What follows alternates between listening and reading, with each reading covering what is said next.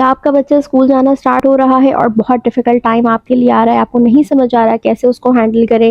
रोज़ सुबह एक जंग हो रही है, रोज़ रात को एक जंग हो रही है कि मुझे स्कूल नहीं जाना, और रोज़ सुबह जो है वो आप स्कूल छोड़ के आ रहे हैं और वो चीख रहा है, रो रहा है, घर आके आपको मॉम गिल्ट हो रहा है। अगर आप इन सारे मसलों का शिकार हैं और आपके बच्चे को स्कूल में सेटल होने में मसला हो रहा है, so this video is for you. Give it a thumbs up, do like and subscribe to my channel. So let's start the video. मुझे कहते हैं बुशरा सलीम और आप देख रहे हैं मेरा channel Bushra Salim mindful parenting.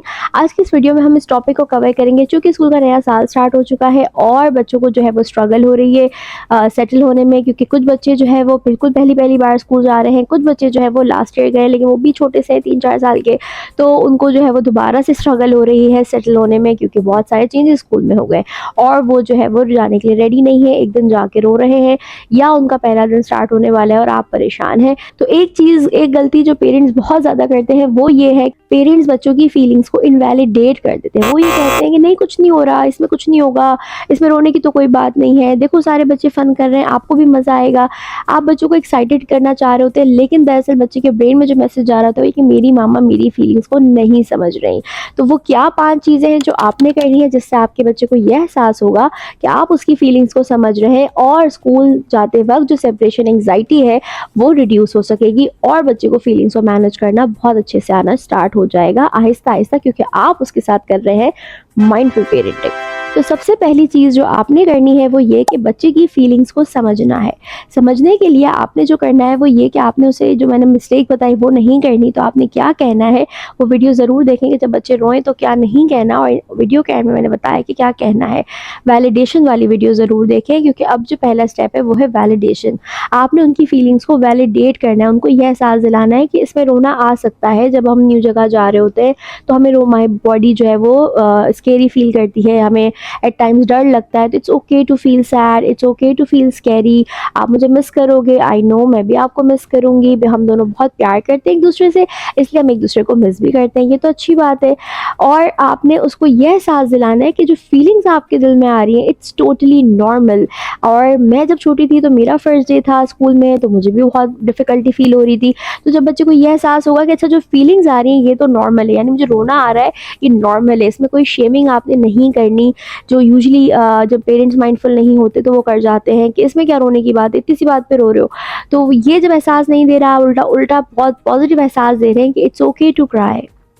दूसरी चीज़ जो आपने करनी है वो बच्चे में कोपिंग स्किल्स डेवलप करने, क्योंकि जब बच्चा आपको थोड़ी देर के लिए भी छोड़ रहा होता है और वो दूसरे किसी सेफ हैंड्स में होता है, तो बच्चे के पास बहुत अच्छी अपॉर्चुनिटी होती है कि वो अपने अंदर कोपिंग स्किल्स जनरेट करे।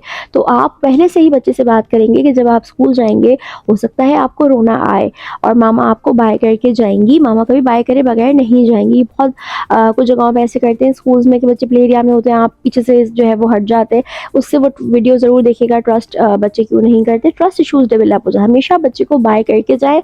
पीछे वाले के लिए थोड़ी डिफिकल्टी होती है एक टेंट्रम को हैंडल करने में, लेकिन अच्छी स्कूल्स हमेशा आपको रिकमेंड करेंगे कि आप प्लीज़ बाय करके ही जाया करें, वो टेंट्रम को टीचर्स अच्छे से हैंडल कर लेती है।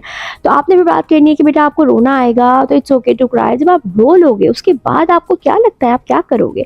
तो जब आप बच्चे से ये सवाल करेंगे तो उसको ये एहसास होगा कि अच्छा मुझे रोना आएगा, यानी एक बिग फीलिंग्स मेरी बॉडी में आई क्योंकि मामा मुझसे दूर हुई, फिर मैंने उसको प्रोसेस किया, मैं रोया, और जब मैंने रो लिया तो उसके बाद अब मेरे पास अपॉर्चुनिटी है कि मैं क्या करूं।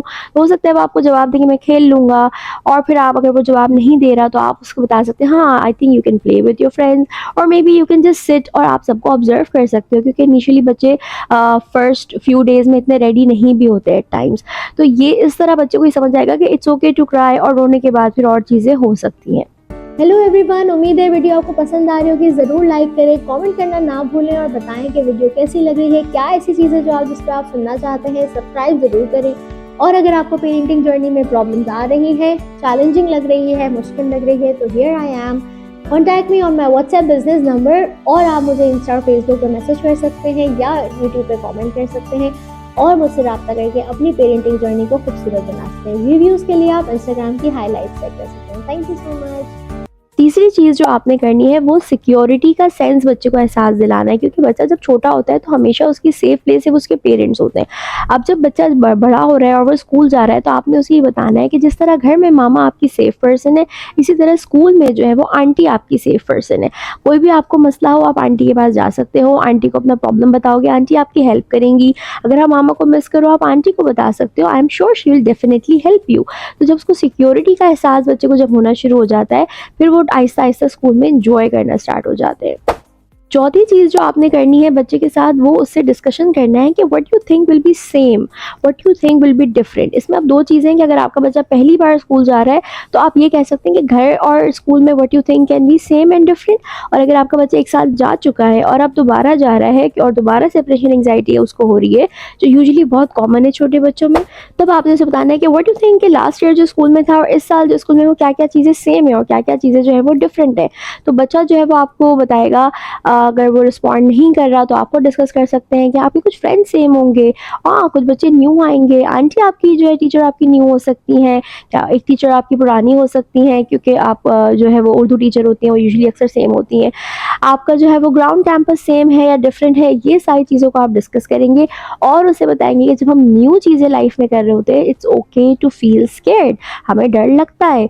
और हम जब डर लग रहा है क्योंकि वो नई चीज़ है, लेकिन जब हम यूज्ड टू हो जाएंगे उस चीज़ के, जैसे लास्ट ईयर आप यूज्ड टू हो गए थे, फिर तो आप एंजॉय करने लग गए थे, फिर तो आपको मज़ा आने लग गया था।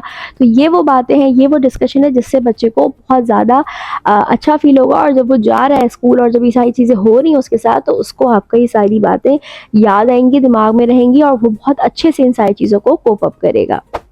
और last but not the least is कि आपने बच्चे से उसके पास एक्सपीरियंसेस को रिकॉल कराना है कि आपको याद है कि जब आप लास्ट ईयर स्कूल गए थे आपको कितने फील हो रहा था, फिर तो आपको मज़ा आने लग गया था, फिर तो आपकी पूल पार्टी हो गई थी स्कूल में। और इस तरह करके आप उसको रिकॉल करा सकते हैं। अगर आपका बिल्कुल पहला एक्सपीरियंस है तो किसी प्ले डेट में अगर आप लेके गए तो अब आप बच्चे को बता सकते हैं, और अगर बिल्कुल फर्स्ट एक्सपीरियंस है तो भी आप उससे बता सकते हैं कि अभी ये स्टार्ट है और अभी आपको डर लग रहा है, and will talk about it after a week and let's see what will change. So उम्मीद है वीडियो आपको पसंद आई होगी। Do give a thumbs up, share with your friends and family, और अपने बच्चों की जो स्कूल की सेपरेशन एंग्जाइटी है उसको आसान बनाएं। Thank you so much.